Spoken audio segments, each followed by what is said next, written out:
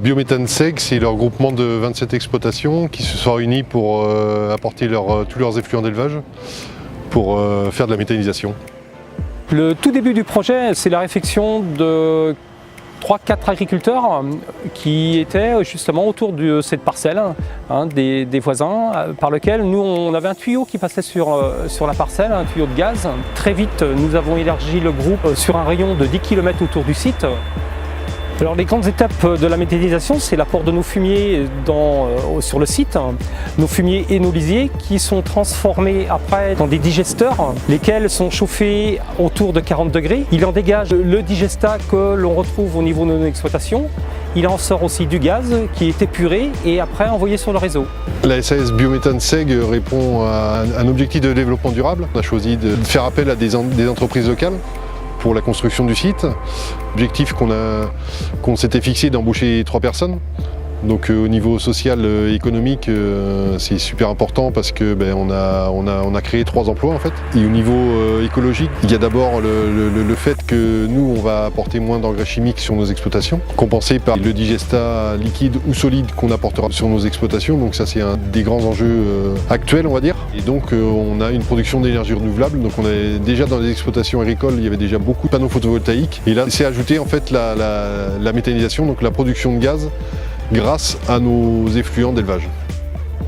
Les objectifs premiers des exploitants, c'est notamment la mise aux normes. Dans ce type d'opération, la mise aux normes, nous ne sommes pas obligés de la faire sur nos exploitations. C'est le site Biométhane qui gère la totalité des intrants de fumier. Alors donc, il n'y a plus de mise aux normes sur nos exploitations. Les autres objectifs, ça a été de créer un produit avec nos déchets, c'est-à-dire vendre du gaz grâce à nos fumiers et nos lisiers. C'est-à-dire créer de l'énergie avec nos déchets. La conduite du projet a démarré depuis 4 ans, en 2014. Nous étions 2 personnes plus précisément pour la réalisation du projet sur le site. Et nous en faisions référence toutes les semaines aux 9 personnes du bureau.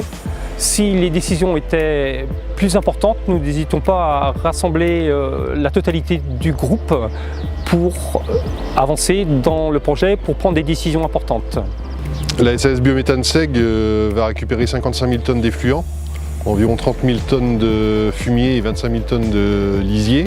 Et on espère une production de gaz de 130 normaux-mètres cubes heure. Sur une année, ça peut être l'équivalent de 2600 foyers. Donc les apports se font pour la partie solide, c'est-à-dire les fumiers en camion et caissons. C'est-à-dire qu'on a un caisson, les caissons vont dans les exploitations, sont remplis par les exploitants. Et le chauffeur vient le chercher un coup qu'il est plein et est amené à la méthanisation. Et donc pour la partie liquide, on a une citerne nous qui passe dans les fermes pour venir chercher le lisier et pour l'apporter à la méthanisation.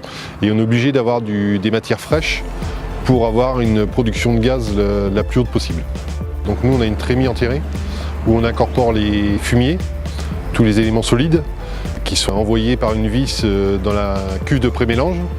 En même temps que le lisier amené aussi dans cette cuve de pré-mélange pour former un mélange homogène à environ 15% de matière sèche. Donc le gaz qui est produit dans les digesteurs, il est stocké donc sur la partie haute du digesteur. Les bâches vertes qu'on voit, et juste en dessous, c'est là qu'il y a le gaz et donc il est envoyé directement dans l'épuration. L'opération c'est du lavage à l'eau. Donc on a le gaz qui est mélangé avec l'eau et à différentes pressions. Et donc le gaz monte toujours et l'eau redescend. Au niveau des épandages, nous avons plusieurs choses que nous percevons pour mettre en place.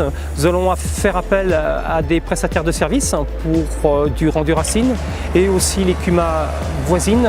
Nous aimerions bien les impliquer pour l'épandage.